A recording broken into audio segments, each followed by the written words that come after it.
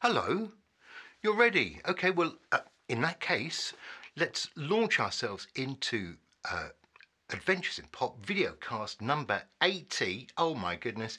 You are terribly welcome, and today we are going to talk about my brand new single, which is called I Should Have Known. It is out this week on Friday, and if you're coming to this, several years into the future, then that was Friday the 7th of October 2022. I'm just trying to remember the date. My name is Simon Jacobs. If you're enjoying these adventures, by the way, do subscribe and follow and hit the bell and all those things that other people tell you to do that I mostly forget to tell you to do. So we're going to talk about brand new single, and there's a fair amount to talk about.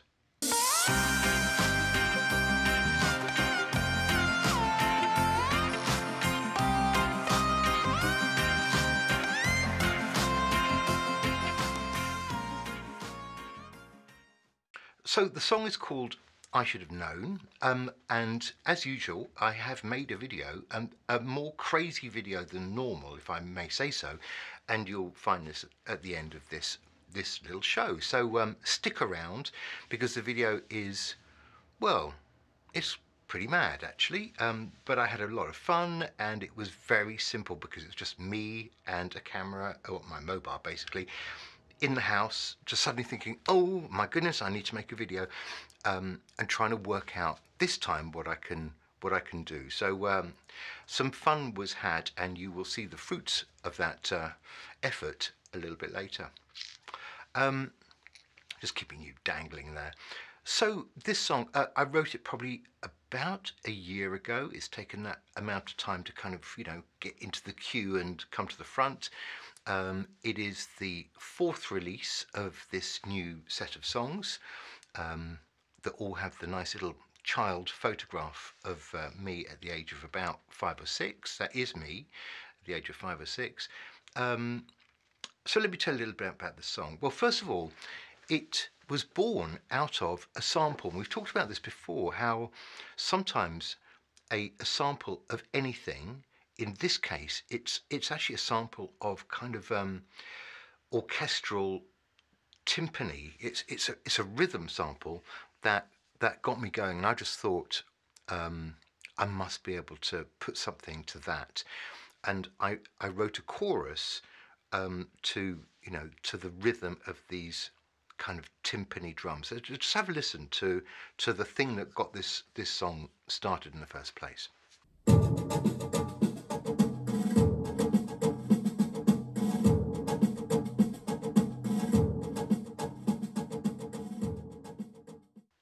I mean, it sounds great, and I was kind of inspired by that to think, there must be something I can work with that. So, the couple of things to say about this. First of all, this song, what's it about?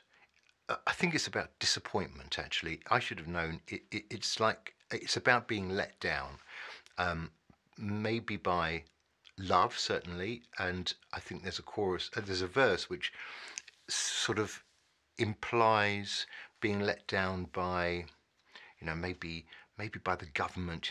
It's certainly a let down song. I have been let down, and I should have known that the things you said to me were not true. That's basically the gist of the song itself. In a way, I have to say that's not the most interesting thing about it, because if I'm really honest, I think this is a song which is all about the chorus, and it has these big choruses that pop up, well, 3 times in the song, and I kind of feel like this is one of those songs where everything is about getting you to the chorus, and the chorus is everything. The verse is nice. I don't want to make it sound like the verse is completely sort of dispensable, but the verse is a vehicle to get you neatly to the chorus. It reminds me, I think Tom Petty once was quoted as saying, just get me to the chorus, and I do have some sympathy with that kind of mentality, which is, let's get to the good bit as quick as possible. So I'm very fond of these enormous choruses, and you will remember also, for those who've been following the series, a few episodes back, I talked about being, epic, going epic, and I found a few examples of things I'd written recently where, it's got quite big. It's big sound, big melodrama, trying to really, push my little laptop to the limit in terms of the sounds that it can incorporate and give you quite a lot of depth to that sound without it being just a muddy mess, which is sometimes quite difficult. You've got to be able to get big and get loud, but not to lose clarity. You want to be able to hear what's going on there, otherwise it is just a big soup. So I've tried very hard to avoid the soup effect. But I think this song is essentially about its chorus, and it's all about getting you to that chorus as quickly as possible, or at least as safely as possible, so that you'll hang in there until that chorus comes and hits you.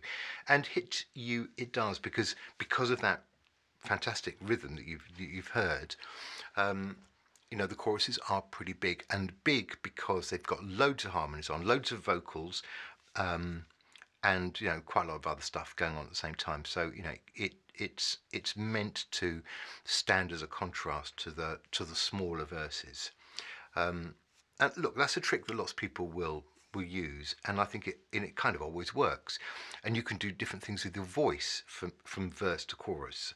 So often you can go with quite a dry vocal in the verse where it sounds quite upfront and intimate sometimes, and then you get to a chorus where it can go very widescreen and lots of harmonies, etc.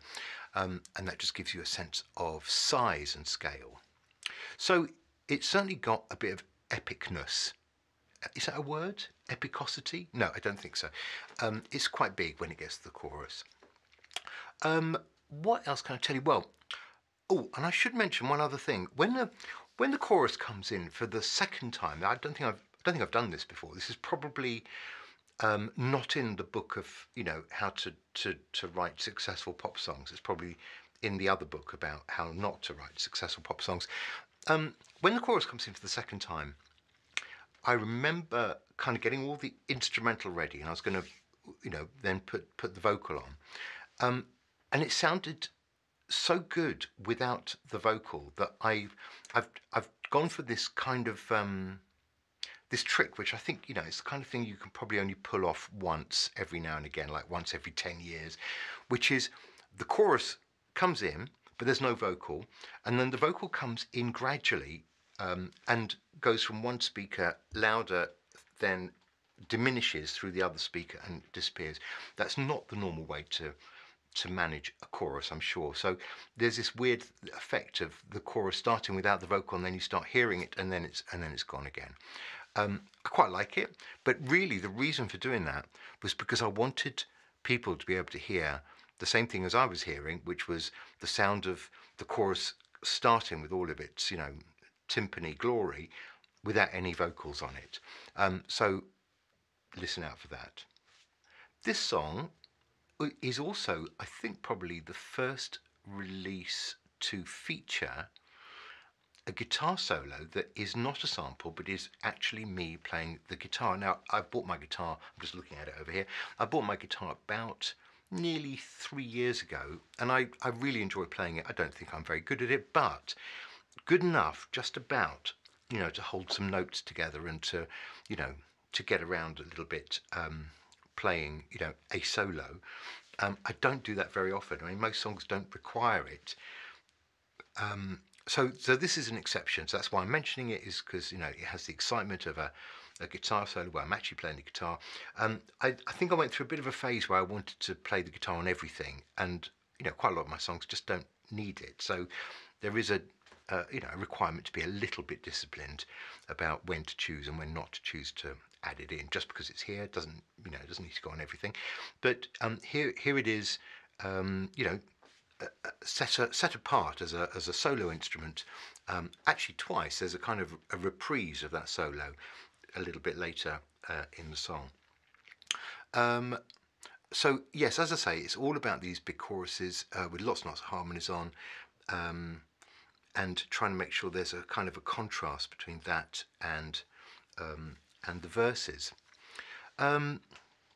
So it's definitely one of those tracks that is designed to catch people by its sheer size, and I guess really the best thing for me to do is, rather than try and describe it to you, is probably let you see the video and play it to you. Now look, one thing about the video,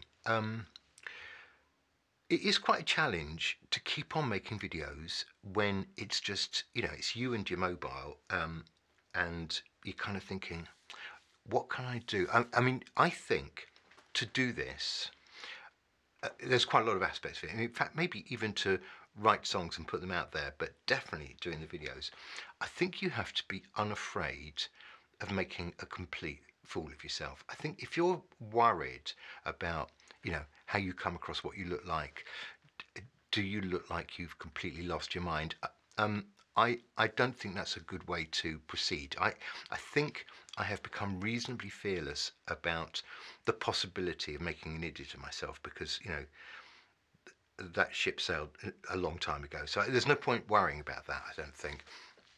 And frankly, I don't mind if it's in if it's for a good reason, if it's for a good cause, like making a video for a song, then I'm prepared to do some wild and crazy things.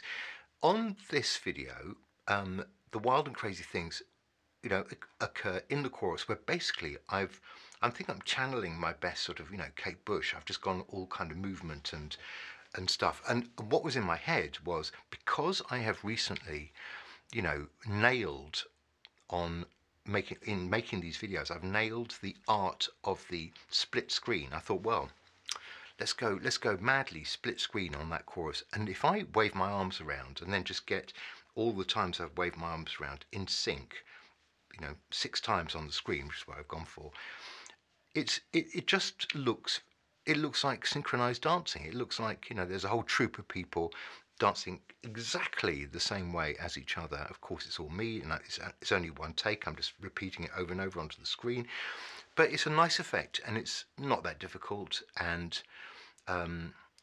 as I said in the little blurb to the video, it's not subtle. It's a way of treating that chorus when it gets big. So, well, I urge you to watch with respect, but it's fairly mad.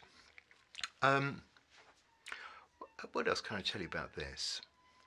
Well, all I can say is, because it is a big track and it has lots of parts on it, and particularly vocal parts, it was quite hard to do the mixing and mastering, because you're kind of trying to tame quite a wild beast. That's kind of how it feels sometimes. You're trying to kind of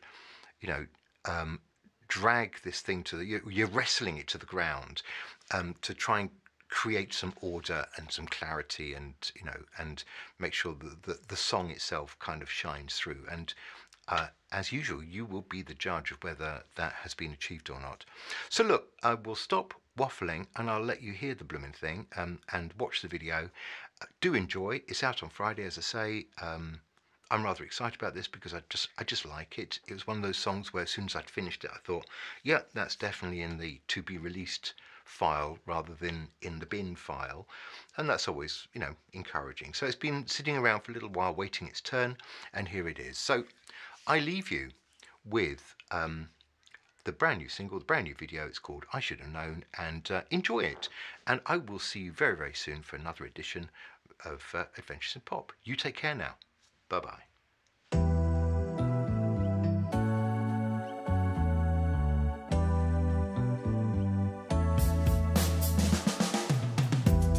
I think you're a burglar, I think you're a thief. You come around here every day, stealing my self-belief. You're like a storm that's brewing, I don't know what you're doing, rattling on my window panes. But while I'm losing, you're making gains. It's like you're talking in a language I will never understand.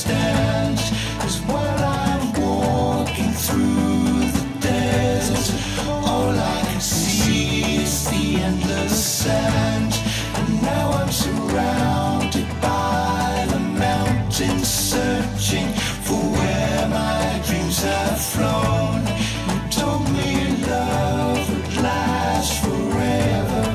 I should have known, I should have known.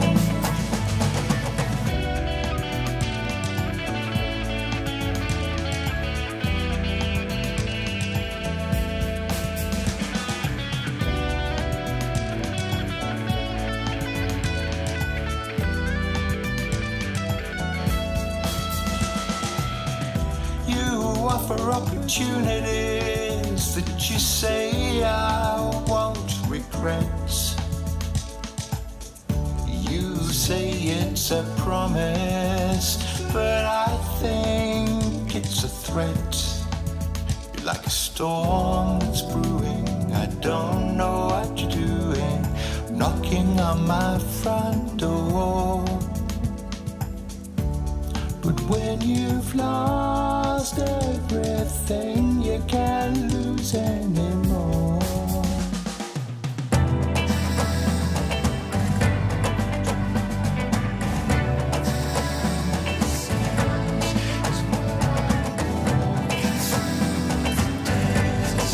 All I see is the endless sand, and now I'm surrounded by the mountains.